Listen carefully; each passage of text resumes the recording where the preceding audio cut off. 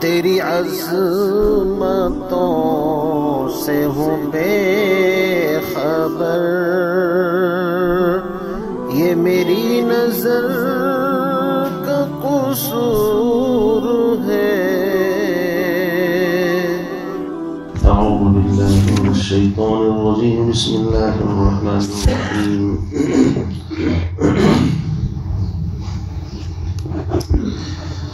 إن الذين آمنوا والذين هاجروا وجاهدوا في سبيل الله أولئك يرجون رحمة الله والله غفور رحيم۔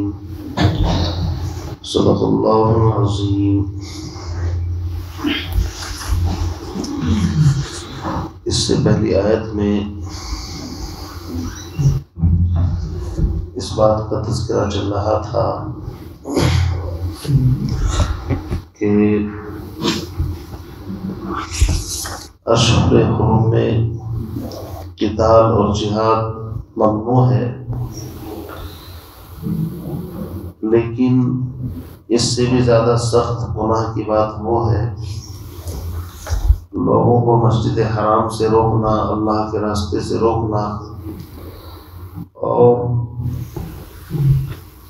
والفتنۃ اکبر من القتل۔ اللہ رب العزت فرماتے ہیں کہ شرک اور کفر یہ قتل سے بھی زیادہ بدترین چیز ہے۔ اس لیے اگر صحابہ سے حرمت والے مہینوں میں بھول کی وجہ سے جنگ ہو گئی تو اس پر اتنا واویلا اور شور مچانے کی ضرورت نہیں ہے۔ پھر اس کے بعد اللہ نے ارشاد فرمایا کہ مشرکین کفار برابر اس بات کی کوشش کرتے رہیں گے کہ تمہیں تمہارے دین سے کسی طرح روک دیں، دین پر چلنے کی وجہ سے یہ برابر تم سے دشمنی بھی کریں گے، پوری صلاحیتیں اور اپنی پوری طاقت بھی لگائیں گے، لیکن ان استطاعوا، اگر یہ چیز ان کے بس میں ہو، ان کی طاقت میں ہو، اور یہ چیز ان کے بس میں اور طاقت میں نہیں ہے، اس لیے مایوس ہونے کی ضرورت نہیں ہے۔ حالات، مسائل، تکالیف آئیں گے، لیکن بالآخر اللہ کی مدد ایمان والوں کے ساتھ آئے گی۔ اس کے بعد پھر تیسری بات اس میں یہ ارشاد فرمائی کہ دیکھو اگر تم نے بزدلی اختیار کی اور حالات سے کمپرومائز کر دیا اور گھٹنے ٹیک گئے، اور تم میں سے کوئی بھی اپنے دین سے پھر گیا، مرتد ہو گیا، اور مرتد ہونے کی حالت میں ہی موت آ گئی اس کی، تو ایسا شخص وہ ہے حبطت اعمالہم، اس کی زندگی بھر کی محنت، جو بھی اس نے نیک اعمال کیے ہیں وہ بیکار ہو گئے، کالعدم ہو گئے، ان کا ثواب اجر ختم ہو گیا، دنیا میں بھی اور آخرت میں بھی۔ دنیا میں اس کو کسی کی میراث نہیں ملے گی، اسی طریقے سے اس کا نکاح ٹوٹ جائے گا، بیوی نکاح سے نکل جائے گی، مسلمانوں کے قبرستان میں دفن نہیں کیا جائے گا، نماز جنازہ نہیں پڑھی جائے گی۔ اور آخرت کا معاملہ یہ ہے کہ آخرت میں اللہ کی سخت ناراضگی کے اندر ہوگا، وَأُولَئِكَ أَصْحَابُ النَّارِ، جہنم میں جائے گا، ہم فیہا خالدون، اور اسی میں ہمیشہ رہے گا۔ یہ اس کی سزا ہے جو دین سے مرتد ہو جائے، یعنی پہلے مسلمان ہو پھر اس دین کو چھوڑ کر کے کسی اور دین کو اپنا لے، یہ اس کی سزا بیان فرمائی کہ اگر وہ موت تک اسی حال میں رہا تو دنیا آخرت دونوں اس کی برباد ہو گئی۔ اب اس کے بعد فرماتے ہیں ان الذین آمنوا، بے شک وہ لوگ جنہوں نے یوں کہا ہمارا رب اللہ ہے، اور جنہوں نے یہ کہا آمنت باللہ وملائکتہ وکتبہ ورسلہ والیوم الآخر والقدر خیرہ وشرہ من اللہ تعالی والبعث بعد الموت، جو ان 7 چیزوں پر جن کو ایمان مفصل کہا جاتا ہے ایمان لائے۔ ایمان لانے کا مطلب صرف زبان سے کہنا نہیں بلکہ دل سے ان تمام چیزوں کو سچا جانے، یہ ایمان کی حقیقت ہے۔ فرمایا ان الذین آمنوا، بے شک وہ لوگ جو ایمان لائیں، اور ایمان کے ساتھ ساتھ اب دو چیزیں ہیں۔ یہ آیت ان صحابہ کے بارے میں نازل ہوئی جیسے عبداللہ بن جہش، جن کا ذکر اس سے پہلی آیت میں آیا ہے، کہ ان لوگوں کا کیا وہ عمل جو انہوں نے کیا ہے، چونکہ بظاہر اس پر ناراضگی ہوئی تھی اللہ کے نبی کی اور صحابہ کی، اللہ کی بارگاہ میں ان کا یہ جہاد، ان کا یہ اقدام قبول ہے بھی یا نہیں؟ تو اللہ نے فرمایا کہ ہاں، جو ایمان لائیں اور ہجرت کریں اور اللہ کے راستے میں جہاد کریں، امید ہے کہ اللہ ایسے لوگوں کی اس محنت کو قبول فرما لے۔ اس لیے ان صحابہ کو تسلی بھی ہو گئی کہ آپ کا یہ عمل اللہ کی بارگاہ میں مطلب مردود نہیں ہے بلکہ مقبول ہے۔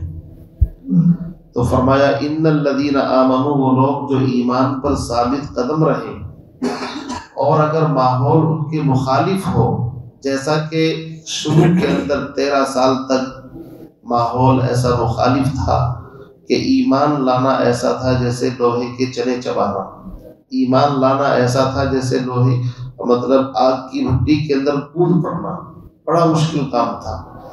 چاروں طرف مشرکین اس طاق میں رہتے تھے کب کسی کے بارے میں پتہ چلے اور کب ہم اپنی پوری صلاحیت لگا دیں اس کو تکلیف پہنچانے میں۔ تو ایسے ماحول کے اندر کس طریقے سے زندگی گزاری جائے؟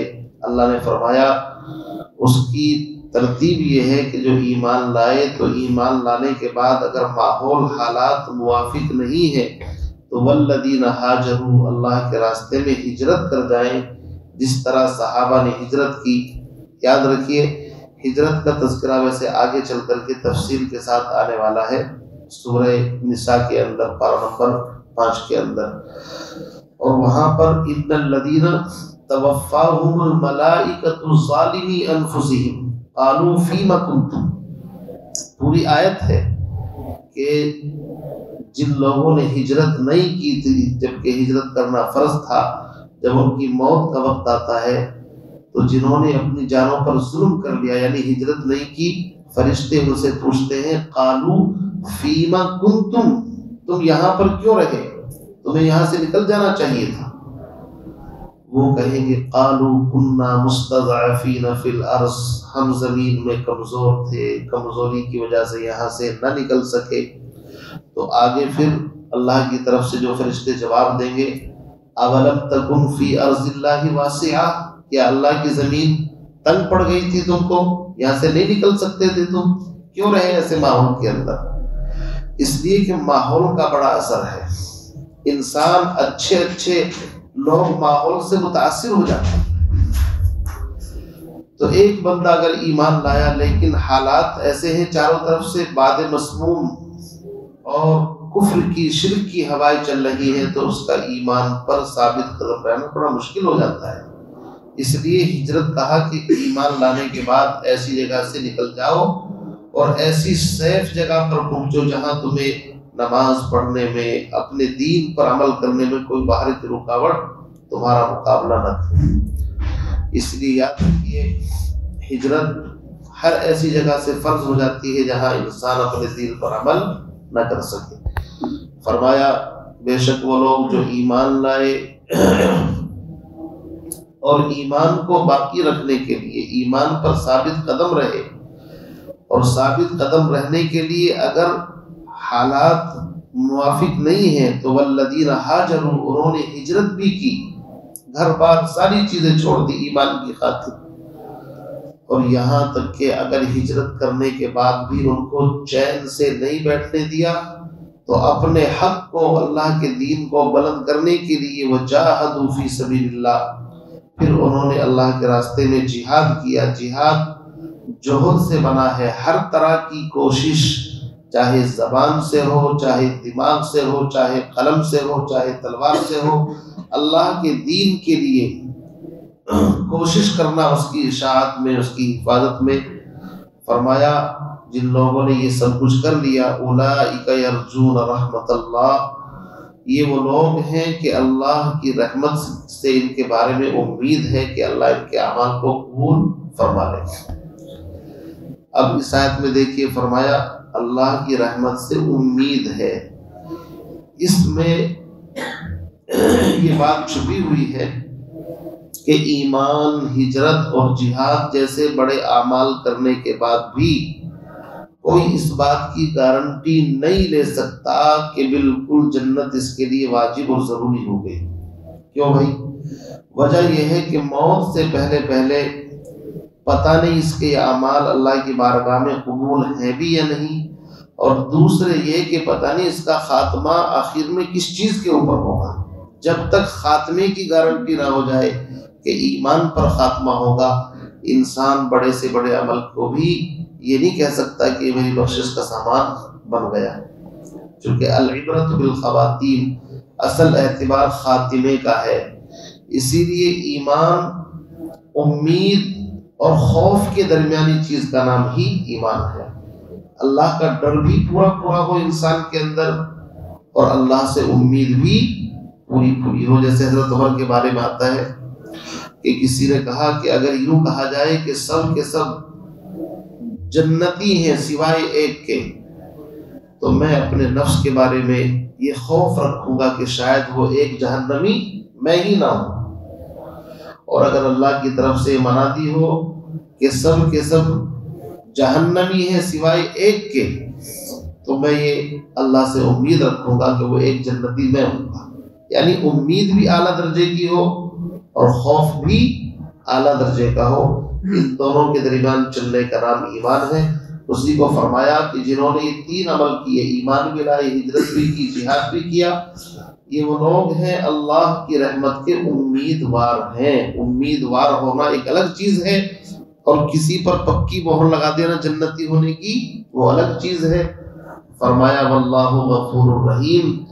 رہی بات یہ کہ چھوٹی موٹی لغزشیں تو ہر ایک سے ہو جاتی ہیں، صرف انبیاء معصوم ہیں، اس کے علاوہ کوئی معصوم نہیں ہے، تو اللہ تعالیٰ بہت زیادہ گناہوں کو معاف کرنے والا ہے اور بہت زیادہ رحم کرنے والا ہے۔ اللہ تعالیٰ سے دعا فرمائے ہم تمام کو صحیح اور نیک عمل کرنے کی توفیق عطا فرمائے۔ سبحان اللہ سبحانک اللہ۔